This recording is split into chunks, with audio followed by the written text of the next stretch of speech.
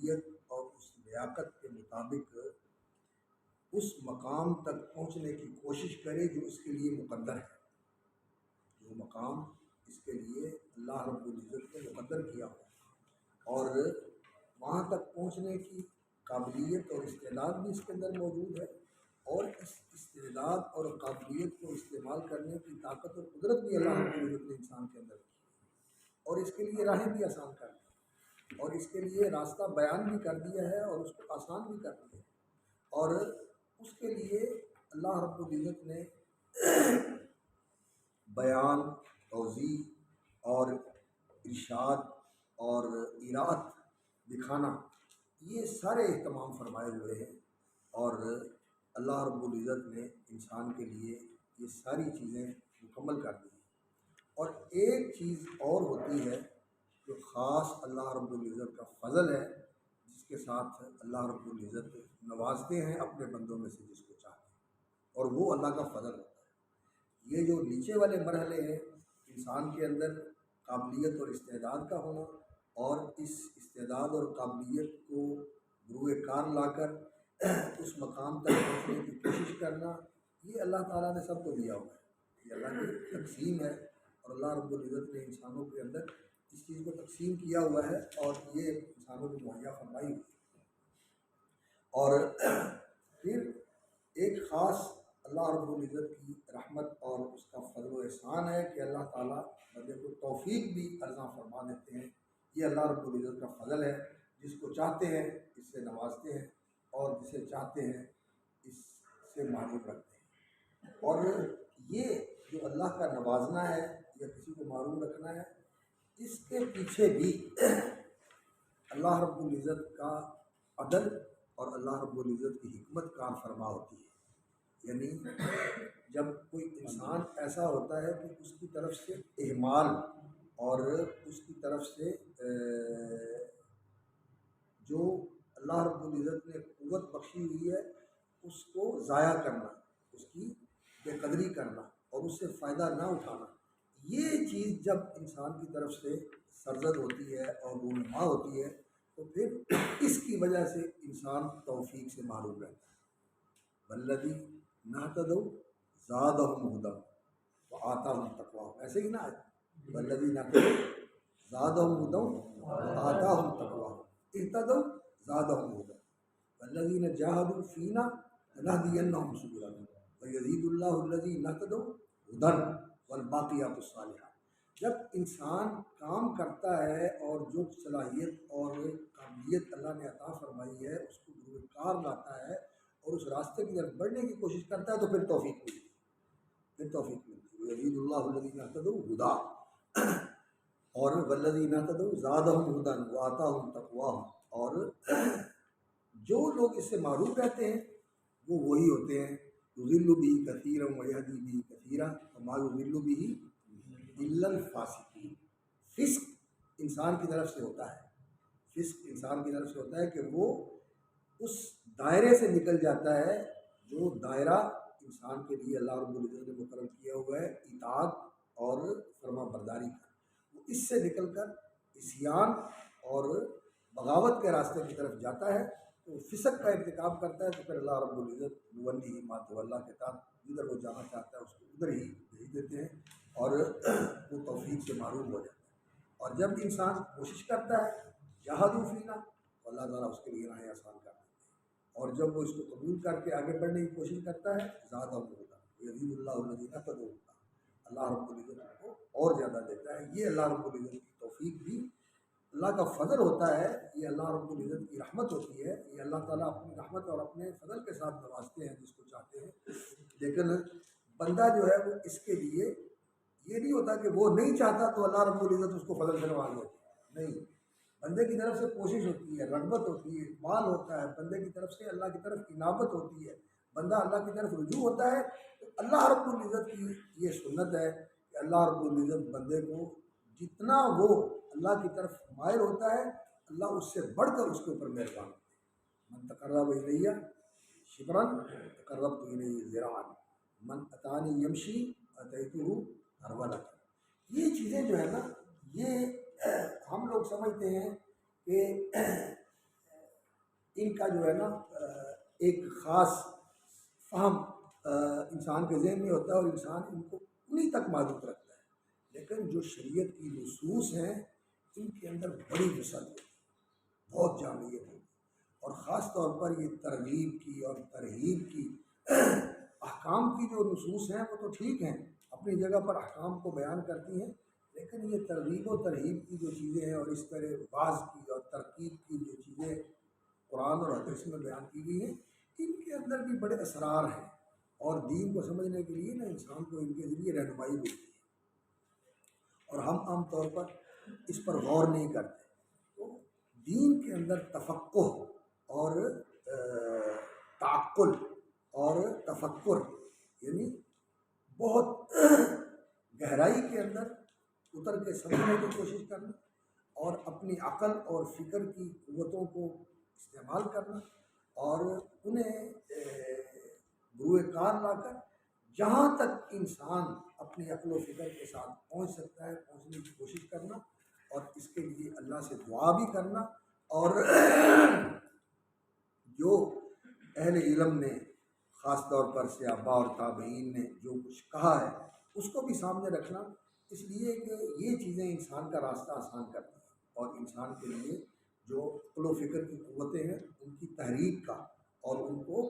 زیادہ تفعیل کا ذریعہ بنتی ہے، یعنی ان سے وہ ان میں حرکت بھی آتی ہے اور وہ زیادہ فعال بھی بنتی ہے۔ تو ان چیزوں کو بھی بندہ استعمال کرے، اسی لیے ہم کہتے ہیں کہ علماء کے جو اقوال ہیں، جو ان کے بیانات ہوتے ہیں وہ پڑھنے چاہیے، اس سے انسان کے اندر پھر وہ قوت پیدا ہوتی ہے کہ انسان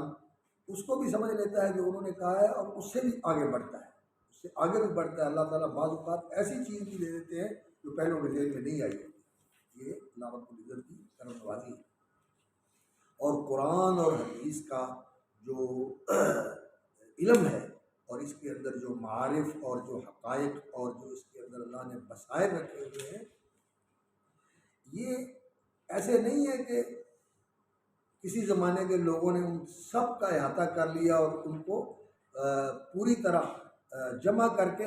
اور بس سب کچھ پیش کر دیا اور اس کے بعد کچھ نہیں۔ ایسا نہیں، ایسا نہیں، بلکہ ہر زمانے کی عقل اور ہر زمانے کی فکر اور ہر زمانے کا انسان اگر اپنی عقل اور فکر کو راہ راست کے اوپر رکھے اور اس کے اندر زید اور اعوجاج،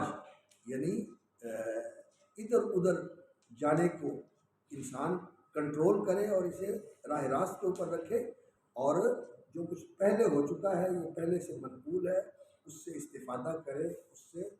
استنارہ کرے، روشنی حاصل کرے، اور اس سے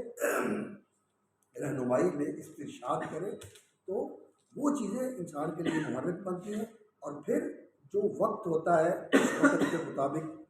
جو رہنمائی انسان کے لیے مطلوب ہوتی ہے اللہ رب العزت اس کی طرف رہنمائی کر دیتا ہے۔ یہ ہم کہتے ہیں کہ اجتہاد کا دروازہ بند نہیں ہو، اجتہاد کا دروازہ بند نہیں ہو، اور یہ دین جو ہے اور اس کے جو اصول ہیں اور جو اس کی بنیادیں ہیں قرآن اور سنت اور فہم سلف، یہ چیزیں انسان کے لیے ہدایت کا خزانہ ہے، اور عمل کی رہنمائی اس کے اندر موجود ہے، اور جب انسان اس راستے میں آتا ہے اور اس راستے پہ چلتا ہے تو اللہ رب العزت ان کی دستگیری فرماتے ہیں، اور ان کے لیے یہ راستے اللہ تعالیٰ آسان کرتے چلے جاتے ہیں۔ تو یہ توفیق والا معاملہ اور یہ ہدایت والا معاملہ، اس کے لیے علامہ حافظ ابن القیم رحمۃ اللہ علیہ کی ایک کتاب ہے شفاء العلیم فی مسائل القضاء والقدر والتعلیم، مودودی صاحب کی بھی کتاب ہے اردو میں، وہ بھی آپ پڑھ لیں، اچھی چیز ہے، مسئلہ جبر و قدر۔ اور لیکن اس کی جو تفصیلات ہیں وہ امام ابن قیم رحمۃ اللہ علیہ نے اس کتاب میں ذکر کی ہیں، اور اب تو ماشاءاللہ مخدوم ہو گئی ہے یہ کتاب، اور دارالعالم الفوائد والوں نے بڑی تحقیق کے ساتھ اور بہت زیادہ اس کی توضیح اور تبیین کر کے اس کو مہیا کر دیا ہے اور میسر کر دیا ہے اہل علم کی دسترس میں ہے۔ یہ کتابیں پڑھنی چاہیے، کیونکہ ان چیزوں کے اندر جب انسان صحیح فہم نہیں رکھتا تو وہ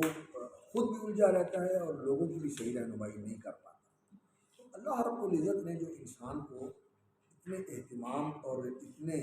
اختصاص کے ساتھ پیدا فرمایا ہے، اس کے وجود کے لیے بھی فرمایا کہ خلقتہ بیدیہ، اور زمین کے عناصر جو ہیں اللہ رب العزت نے اکٹھا کر کے اس انسان کے وجود کو پیدا فرمایا، اس کی تکوین اور تخلیق اللہ رب العزت نے زمین سے فرمائی، اور پھر اللہ رب العزت نے اس کو اپنی طرف سے اپنے امر سے روح کو وجود بخش کر، اللہ کے امر سے وجود میں آئی وہ روح، اور وہ اللہ رب العزت کے امر سے وجود میں آ کر ایک ایسا جسم اور ایک ایسا لطیف وجود اس نے اختیار کیا کہ وہ موجود ہے اپنے اس وجود کے ساتھ، اور وہ اللہ رب العزت کی طرف سے فرشتہ لا کر انسان کے اندر پھونک دیتا ہے، تو وہ ایک لطیف چیز ہے، پھونکی جاتی ہے ینفخ۔ اللہ رب العزت نے بھی فرمایا وَنَفَخْتُ فِيهِ مِن رُوحِي، اللہ رب العزت کی طرف سے بھی اس کا نفخ ہوا ہے، اور فرشتہ بھی اس کا نفخ کرتا ہے، وہ نفخ کرتا ہے، اس کا مطلب ہے کہ یہ لطیف چیز ہے، ایسی چیز ہے جو سرایت کر جاتی ہے اور وجود اس کا ہوتا ہے، اور انسان کے اندر اس کا نزول ہو جاتا ہے، اور انسان کے اندر رچ بس جاتی ہے، اور وہ نفس کی اور نسمہ کی کیفیت اختیار کر لیتی ہے، اور اس کا اللہ رب العزت کے ساتھ جو تعلق ہے وہ تخلیق کا تعلق ہے اور ایجاد اور تکوین کا تعلق ہے، لیکن یہ اللہ رب العزت کے امر سے وجود میں آئی ہے، اور امر جو ہے اس کا تعلق عامر کے ساتھ براہ راست ہوتا ہے، یعنی اللہ رب العزت کا جو امر ہے اللہ کی طرف سے اس کا صدور ہوا ہے، اور اس امر کے صدور کے ساتھ اس چیز کو تکون اور اس کو وجود ملا ہے، اور اس کے امر کے ساتھ ہی یہ قائم ہے، اس کے امر کے ساتھ ہی یہ قائم ہے، اور یہ مادی ملابسات سے ماورا ہے۔ مادی جو ملابسات ہیں، مادے کے لیے اللہ رب العزت نے امر فرمایا اور اس کا مادہ وجود میں آیا، اور پھر اس کو اللہ رب العزت نے مختلف شکلوں کے اندر اور مختلف صورتوں کے اندر پیدا فرمایا۔ یہ ساری چیزیں بھی اس کے امر کے ساتھ ہی قائم ہیں، اور لیکن ان کا مادی وجود ہوتا ہے اور ان کے اندر تبدیلی آ جاتی ہے، لیکن یہ جو چیز ہے اس کو اللہ رب العزت نے اپنے امر سے وجود بخشا ہے، اور وہ لطیف چیز ہے، اور وہ اپنی اسی لطافت کے ساتھ ہی موجود اور قائم ہوتی ہے، اور اللہ رب العزت کے امر کے ساتھ ہی اس کی بقا اور اس کا استمرار اور اس کا تکون جو ہے اور اس کا قیام یہ رونما ہوتا ہے اور وجود میں آتا ہے۔ تو اللہ رب العزت کے ساتھ اس کا ایک تعلق ہے امر کا، اور اس لیے بعض لوگ تو اس کو اللہ رب العزت کے ساتھ اس طرح کا تعلق جوڑتے ہیں کہ جو جس کے اندر تجسم اور مادی تعلق کا شائبہ وجود میں آتا ہے، ذہن میں آتا ہے، لیکن یہ بات صحیح نہیں ہے۔ اللہ رب العزت کی ذات کے ساتھ کسی کا اس طرح کا تعلق نہیں ہے کہ وہ اللہ کی ذات کے ساتھ جڑا ہوا ہو۔ اللہ رب العزت کی جتنی بھی مخلوق ہے وہ ساری اللہ سے بائن ہے۔ اللہ مستوٍ علی عرشہ بائن عن خلقہ، اپنی خلق سے بائن ہے، اس کوئی رابطہ نہیں ہے مخلوق کا اللہ کے ساتھ، ہاں اللہ کے علم کے ساتھ، اللہ کی قدرت کے ساتھ، اور اللہ کی مشیت اور اللہ کے ارادے کے ساتھ یہ چیزیں وابستہ ہیں، یہ چیزیں وابستہ ہیں، اس کے ارادے سے یہ چیز موجود ہے، اس کی قدرت سے یہ چیز متحقق ہے، اور اس کے علم کے ساتھ یہ چیز موجود ہے اور اس کے علم میں موجود ہے، لیکن اس کا اپنا وجود الگ ہے اور اس کا علم الگ ہے، اس کا علم الگ ہے۔ تو یہ چیز سمجھنے والی ہے، اور اس کو اچھی طرح ذہن میں مستحضر رکھنا چاہیے۔ اکثر لوگ جو ہے وہ اس بارے میں غلطی کرتے ہیں، اور وہ روح کو اللہ رب العزت کی ذات کے ساتھ جوڑتے ہیں، اور وہ کہتے ہیں کہ اس کا اللہ کے ساتھ اتصال ہوتا ہے، وہ میرا خیال ہے اللہ علیہ ان کا بیان ہے نا، ہست رب الناس را با جان ناس اتصال بے تکیف بے قیاس، اتصال کے قائل ہے، اتصال ہوتا ہے، ہست رب الناس را با جان ناس، جان کیا ہے؟ روح، ہست رب الناس را با جان ناس اتصال بے تکیف بے قیاس، یعنی اس کی کیفیت اور اس کا قیاس، قیاس وہ ہوتا ہے جو کسی چیز کے بارے میں آپ غور و فکر کر کے اس کا پورا جو ہے نا وہ اسکیچ اپنے ذہن میں تیار کر لیتے ہیں کہ یہ چیز ایسے ہے، وہ بے قیاس بھی ہے اور بے تکیف بھی ہے، اتصال بے تکیف بے قیاس، یعنی وہ ہمارے جو ضابطے ہیں ان کی گرفت میں بھی آنے والی نہیں ہے اور ہمارا جو تخیل ہے اس کی گرفت میں بھی آنے والی نہیں ہے، لیکن اتصال ہے۔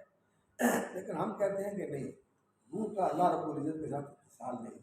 اتصال نہیں ہے، یہ اللہ کی تقدیر ہے، اللہ رب العزت کی تخلیق ہے اور بائن ہے، بائن عن خلق ہے، اللہ رب العزت اپنی مخلوق سے جدا ہے۔ تو اللہ رب العزت نے انسان کو جو اس اہتمام کے ساتھ پیدا کیا تو یہ بے مقصد نہیں ہے، یہ ایسا نہیں ہے کہ یہ ایسے ہی الٹ ٹپ بنا دیا ہو اور جیسے ہوتا ہے ہوتا رہے اور جیسے چلتا ہے چلتا رہے، نہیں، اللہ رب العزت نے اسے عظیم مقصد کے لیے پیدا کروایا ہے، اور ایسا ہونا اللہ رب العزت کی حکمت کے اور اللہ رب العزت کی جو شان ہے کہ وہ ابد سے بدزہ اور پاک ہے۔ اللہ رب العزت قدوس اور سبوح ہے، سبوح القدوس، پاک اور منزہ ہے ابد سے، کہ کوئی چیز بے مقصد کرے، کوئی چیز ایسے ہی کر دے کہ اس کے پیچھے کوئی مقصد نہیں ہے اور اس کے پیچھے کوئی غائب نہیں ہے اور اس کے پیچھے کوئی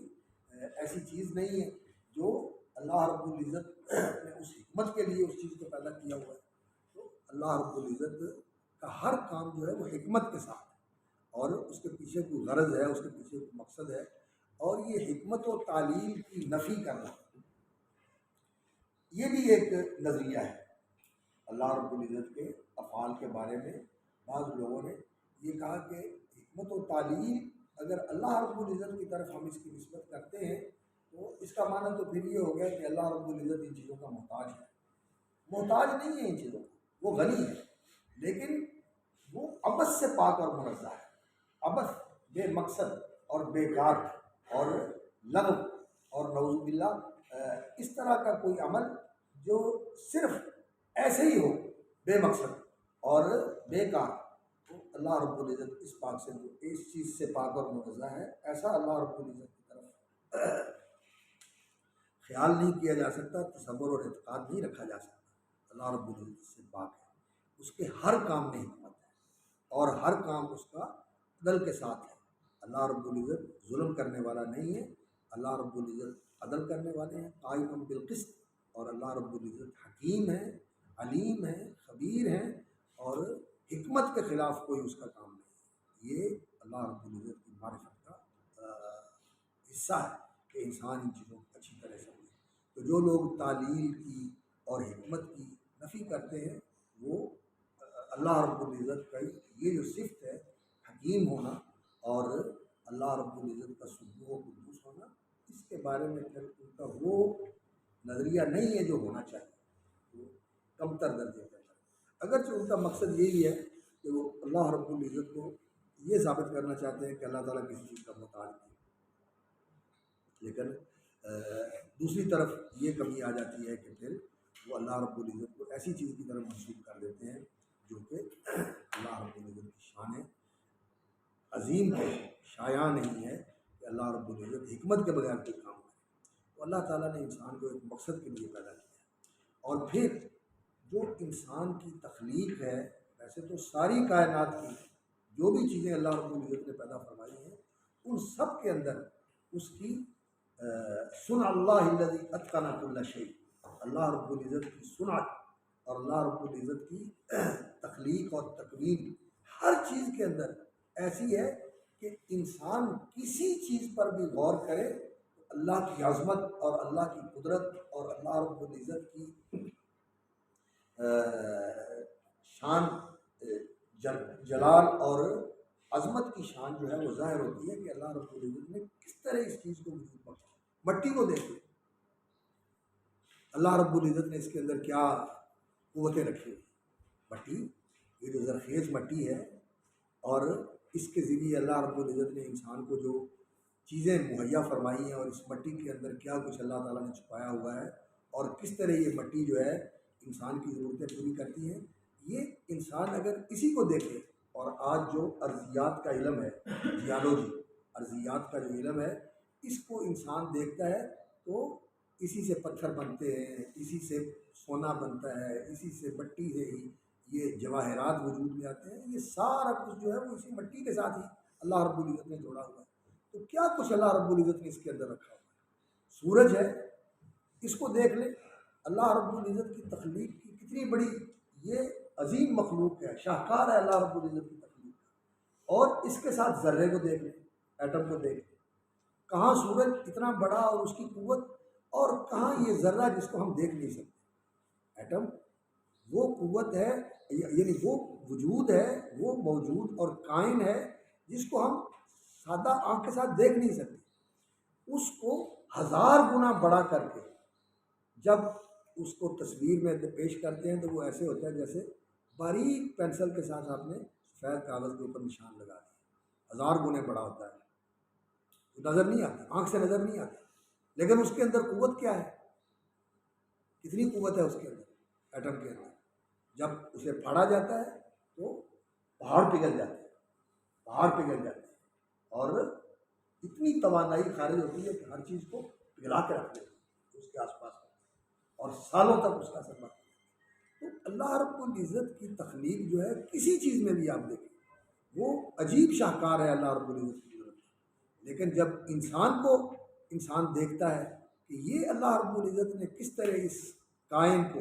اور اس موجود کو اللہ رب العزت نے تخلیق فرمایا ہے، اور اس کے اندر یہ قوتیں اللہ رب العزت نے رکھی ہوئی ہیں، عقلی قوتیں رکھی ہوئی ہیں، اللہ تعالیٰ نے روحانی قوتیں رکھی ہوئی ہیں، جسمانی قوتیں رکھی ہوئی ہیں، اور اللہ رب العزت نے اس کے لیے کیا کیا اہتمام فرمائے ہوئے ہیں اس کائنات کے اندر۔ تو جب انسان ان چیزوں پر غور کرتا ہے تو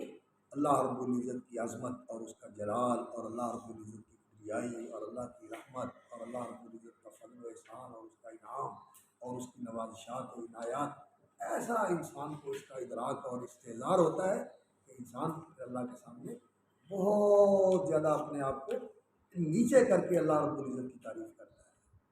بدیع السماوات والارض ذو الجلال والاکرام تبارک اسم ربک ذو الجلال والاکرام۔ برکت والا ہے اللہ رب العزت، جلال والا اور کرم والا،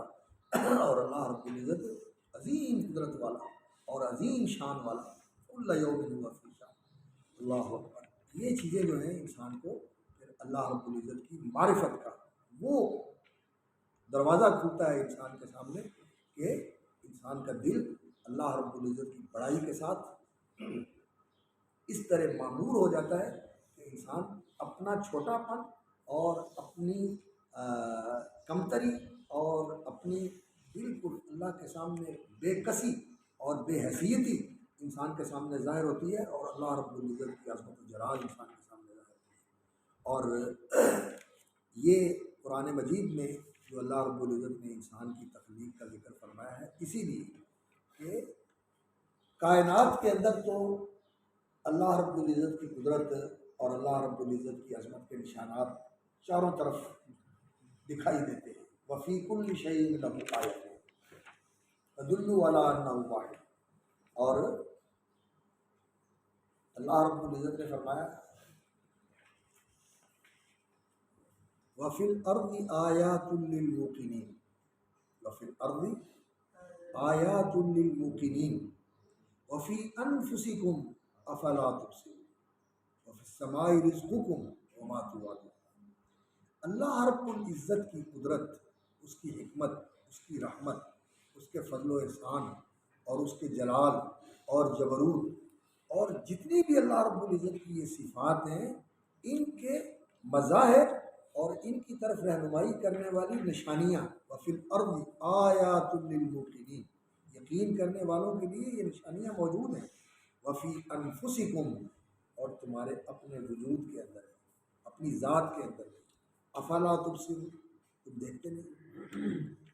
نہیں، اندھے، اپنے آپ پر ہی غور کرو، چاروں طرف جو پھیلی ہوئی زمین ہے اس پر غور کرو، کیا چیز ہے جو اللہ رب العزت کی رحمت، حکمت، اللہ کی عظمت، اللہ کی قدرت، اس کا علم اور اس کی عظیم کاریگری کا نشانات نہیں ہیں، ہر چیز کے اندر نظر آ رہے ہیں۔ وفی الارض آیات للموقنین وفی انفسکم افلا تبصرون وفی السماء رزقکم وما توعدون ورب السماء والارض انه لحق مثل ما انکم تنطقون۔ تو انسان کے اپنے وجود کے اندر بہت بڑی نشانیاں ہیں اللہ رب العزت کی عظمت کی اور اس کی قدرت اور حکمت کی۔ تو اللہ رب العزت نے قرآن مجید میں ان نشانیوں کا ذکر فرمایا اور خاص طور پر انسان کو اس بات کی طرف متوجہ کیا کہ وہ اپنے آپ پر غور کرے کہ اللہ رب العزت نے اس کو بے مقصد پیدا نہیں کیا۔ اور یہ جو بیان ہے الم یک نطفۃ من منی یمنا، کیا وہ ایک بوند نہیں تھی، من منی یمنا ٹپکائے گئے پانی سے، ٹپکائے گئے پانی کی ایک بوند ہے، ثم کان، کیا وہ ایک بوند نہیں ہے ٹپکائے گئے پانی سے،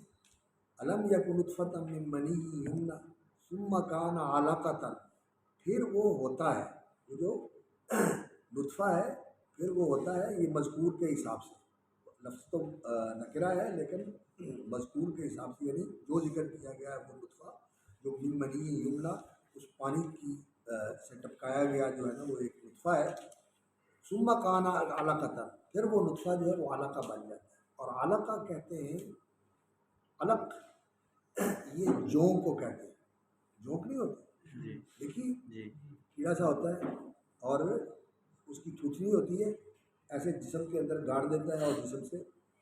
خون چوسنا شروع کر دیتا ہے اور پھر وہ لمبا ہو جاتا ہے، بڑھ جاتا ہے اور وہ چمٹ جاتا ہے، اور پھر جب تک اس کو پوری طرح زور سے کھینچ کے الگ نہ کیا جائے تو وہ ایسے کرنے سے نہیں الگ ہوتا بلکہ وہ اپنے آپ کو گاڑ دیتا ہے جسم کے اندر۔ عجیب مخلوق کا اللہ رب العزت، تو اس کی شکل جو ہے وہ اس طرح کی ہوتی ہے کیڑے کی، جو کیڑے زمین کے اوپر ایسے ایسے کر کے نہیں چلتے، اس طرح کی اس کی شکل ہوتی ہے۔ ثم کان علقۃ، تو پھر یہ علقہ وہ جو رحم کی دیوار ہے اس کے ساتھ ایسے چمٹ جاتا ہے جیسے جوڑ ہوتا ہے، ایسے کیڑے کی طرح ہوتا ہے۔ ثم کان علقۃ فخلق، پھر اللہ رب العزت اس کو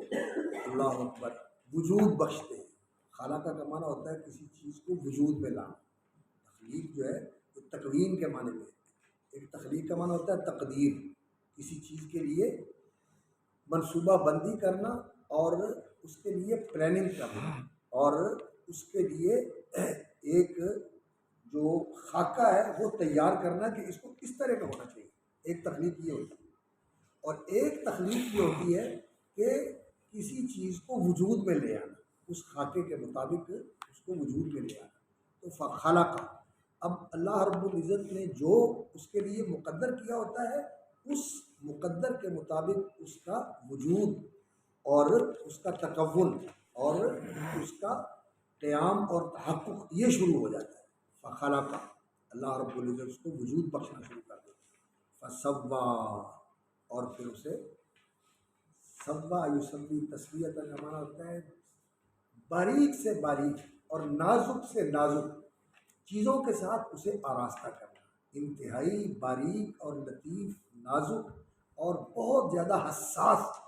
چیزیں اس کے اندر پیدا کر کے ان کو مکمل کر دینا۔ اللہ اکبر، اللہ اکبر۔ فجعل منہ الزوجین الذکر والانثی، اور اللہ رب العزت پھر اسی نطفے سے، اس سے اللہ رب العزت جعل منہ الزوجین، اسی نطفے سے اللہ تعالیٰ زوجین پیدا کرتا ہے۔ زوج جو ہوتا ہے یہ بولا جاتا ہے اس وجود کے اوپر جو دوسرے کے ساتھ ملا ہوا ہوتا ہے اور دوسرے کے ساتھ اس کا ایسا تعلق ہوتا ہے کہ یہ اس سے جدا نہیں ہوتا، یہ اس کے ساتھ ہوتا ہے، اس کا حصہ ہوتا ہے، الگ بھی ہے اور اس سے جڑا ہوا بھی ہے، یعنی اس کا اس کے ساتھ اس طرح کا تعلق ہے اس ازدواج کا کہ یہ دونوں آپس میں جڑے ہوئے ہیں، اس طرح کے کچھ حصہ ادھر ہے اور کچھ حصہ ادھر ہے، اور یہ کل منہما زوج للآخر، ایک دوسرے کا زوج ہوتا ہے، یہ اس کا زوج ہے وہ اس کا زوج ہے، اور ان دونوں کو زوجین کہتے ہیں۔ اللہ رب العزت نے ان دونوں سے پھر زوجین جوڑے بنائے، یعنی یہ اس کا زوج ہے اور اس کا زوج ہے، انت و زوجک الجنہ، تو اور تیرا جوڑا، یعنی تیری بیوی اور بیوی کا شوہر۔ ومن آیات ان خلق لکم من انفسکم ازواجا لتسکنوا الیہا، ازواج جو ہے مرد کے لیے عورت زوج ہے اور عورت کے لیے مرد زوج ہے، اور دونوں کے لیے زوج کا لفظ بولا جاتا ہے۔ اس کو انت و زوجک الجنہ، اور یہ زوجہ کا لفظ جو ہے یہ بھی صحیح ہے، زوجہ یہ ہمارے فقہا کی زبان میں زیادہ تر جو ہے نا یہ استعمال ہوتا ہے، لیکن یعنی مرد کے لیے زوج اور عورت کے لیے زوجہ استعمال کرتے ہیں، لیکن قرآن کی اصطلاح میں دونوں ایک دوسرے کے لیے زوج ہے، اس میں نر مادہ کا بات نہیں ہوتی، اس میں یہی ہوتا ہے کہ یہ اس کا جوڑا ہے جس نے اس کو مکمل کیا ہے۔ تو خلق منہ الزوجین، فجعل منہ الزوجین، اللہ رب العزت نے اس سے دو قسمیں بنائی، دو صنفیں بنائی، مرد اور عورت، الذکر والانثی، نر اور مادہ۔ اور الیس ذلک بقادر علی ان یحیی الموتى، انسان جب یہ سنتا ہے کہ اللہ رب العزت اس انسان کو مرنے کے بعد زمین میں مٹی کے ساتھ مٹی ہو جانے کے بعد پھر دوبارہ پیدا کرے گا، تو یہ کہتا ہے کیسے ہو سکتا ہے؟ اذا متنا وکنا ترابا واذا اینا لمبعوثون، کیسے ہو سکتا ہے؟ ان ہی الا حیاتنا الدنیا نموت ونحیا وما نحن بمبعوثین، اور اس کو وہ سمجھتے ہیں کہ یہ ایسی بات ہے، اذا کنا آخرہ، جب ہماری ہڈیاں کھوکھلی ہو جائیں گی اور ہڈیاں بھی بوسیدہ ہو کے مٹی بن جائیں گی اور گوشت کا تو نام و نشان نہیں رہے گا، کیڑے مکوڑے کھا کے اس کو ختم کر دیں گے، پھر انسان کیسے بن جائے گا؟ تو اللہ رب العزت نے فرمایا کہ جس نے پہلے انسان کو پیدا کیا ہے، الیس ذلک بقادر علی ان یحیی الموتى، جس نے یہ کچھ بھی نہیں تھا، عدم محض تھا، ناچیز تھا، اس ناچیز کو چیز بنا دیا اور ایسی شاہکار چیز بنا دیا، تو جب اس کے اجزاء زمین کے اندر بکھر جائیں گے تو کیا ان کو دوبارہ جوڑ کر پیدا نہیں کر سکتے؟ پیدا کر سکتے۔ تو اللہ رب العزت نے انسان کی موجودہ تخلیق کو اور جو موجودہ انسان کی نشأت ہے اس کو دلیل بنا کر اس دوبارہ پیدا کرنے کی دلیل بنایا کہ جو اب کر سکتا ہے، الیس ذلک بقادر علی ان یحیی الموتى۔ اور دوسرے مقام پر اس طرح بھی اللہ رب العزت نے فرمایا، اولم يروا ان اللہ الذي خلق السماوات والارض ولم يعي بخلقهن بقادر على ان يحيي الموتى بلا انه على كل شيء قدیر۔ یہ اتنی عظیم کائنات جس نے پیدا کی ہے، جو یہ سب کچھ پیدا کر سکتا ہے، ولم يعي بخلقهن، اور اسے پیدا کر کے وہ عاجز نہیں آتا، یعنی اس کی قوت تخلیق ختم نہیں ہوگی۔ اللہ رب العزت کی تخلیق جو ہے وہ جاری ہے اس کائنات کے اندر، فنا بھی ہو رہا ہے اور دوبارہ چیزیں پیدا بھی ہو رہی ہیں، اور بلکہ انسان کے اندر بھی یہ فنا اور ایجاد کا سلسلہ ہر وقت جاری ہے۔ ہمارے جسم کے اندر جو ہمارا یہ جسم ہے، جو چیزیں ہم استعمال کرتے ہیں اس جسم کی، یہ ناکارہ ہوتی ہیں، استعمال ہو جاتی ہے اور ناکارہ ہو کر بول و براز اور پسینے کے ذریعے خارج ہو جاتی ہے اور دوبارہ وجود میں آتی ہے۔ ہر چیز جسم کی نئی بن رہی ہے اور استعمال ہو کر دوبارہ جو ہے وہ وجود میں آ رہی ہے اور بڑھ رہی ہے، اور جہاں تک اللہ رب العزت نے اسے رکھنا ہوتا ہے وہاں تک وہ رہتی ہے، حد سے نہیں بڑھتی۔ اور جب اللہ رب العزت کا امر ہوتا ہے تو کوئی چیز بڑھنا شروع ہو جاتی ہے اور وہ ایسے بڑھتی ہے، کینسر بن جاتا ہے اور پھر انسان کے لیے موت کا باعث بن جاتی ہے، کبھی ہڈی اور کبھی کوئی اور جسم کا حصہ جو ہے نا وہ اس طرح پھیلنا شروع ہو جاتا ہے کہ پھر وہ پورے جسم کے لیے تباہی کا باعث بن جاتا ہے۔ تو یہ جسم کے اندر یعنی فنا اور ایجاد کا عمل ہر وقت جاری ہے۔ تو جب جسم یہ اس کے اندر سے زندگی ختم ہو جائے گی اور یہ مردہ ہو جائے گا تو دوبارہ اللہ رب العزت اس کو زندہ کر کے بنا نہیں سکتے۔ تو اللہ رب العزت کی قدرت سے یہ چیز بالکل بعید نہیں ہے، بلکہ ہر وقت ہی یہ قدرت کاملہ اللہ رب العزت کی ضرورت پذیر ہے اور آیاں ہے، دکھائی دے رہی ہے۔ تو انسان کیسے اس کا انکار کر دے؟ بس یہی ہے کہ انسان غفلت اور ضد اور ہٹ درمی اور اناد کا مظاہرہ کرتا ہے جب وہ اس بات کا انکار کرتا ہے کہ دوبارہ نہیں اٹھایا جائے گا۔ پہلے لوگوں نے بھی کیا اور آج بھی لوگ یہ کہتے ہیں کہ بس یہ اسی طرح سلسلہ ہے جو چلا آ رہا ہے اور چلتا رہے گا، اور یہ جو باتیں کرتے ہیں یہ لوگوں کی صرف بنائی ہوئی ہیں، حقیقت نہیں ہے۔ نہیں، اللہ رب العزت عبث سے منزہ ہے، اور اللہ کی قدرت کاملہ ہے۔ دوبارہ تخلیق کرنا یہ اللہ رب العزت کے لیے پہلے سے زیادہ آسان ہے۔ انتم اشد خلقا من السماء بناها، آسمان و زمین کو بنانا، رفع سمکها فسواها وأغطش ليلها وأخرج ضحاها والأرض بعد ذلك دحاها أخرج منها ماءها ومرعاها والجبال أرساها، یہ سارا کچھ جو اللہ رب العزت نے بنایا ہے یہ انسانوں کے بنانے سے بہت زیادہ وسیع ہے، لیکن اللہ رب العزت نے جو انسان کے لیے اہتمام فرمایا ہے یہ اور بھی زیادہ خصوصی اہتمام ہے، جو بتاتا ہے کہ اللہ رب العزت نے جو اس کے لیے اہتمام فرمایا ہے وہ خاص مقصد کے لیے کیا ہے، اور اس پر انشاءاللہ العزیز مزید بھی گفتگو کی ضرورت ہے انشاءاللہ۔